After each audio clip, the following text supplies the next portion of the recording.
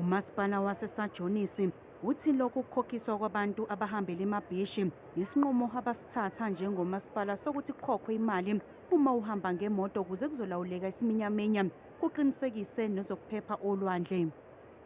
The vehicle access permit at Port St. John's Second Beach was introduced firstly as a safety and crowd management measure, not as a tax.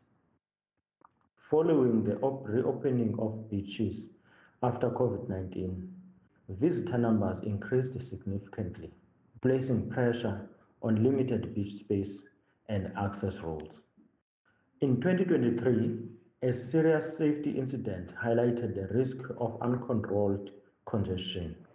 Okhulumela lo masipala uMandisi Ngxekana uphinde wathi abashayeli bezimoto abangakwazi ukukhokha le mali ikhona indawo abahlelelwe yona. Visitors who cannot pay the permit fee are provided a secure alternative parking at the sports ground with security and in place there looking after vehicles. Lo masipala waseSajonisi uthi ngosuku lokungena onyakeni omusha bazoqinisa kakhulu ezokuphepha olwandle njengoba kuba nokucekelwa phansi kwengqalasizinda.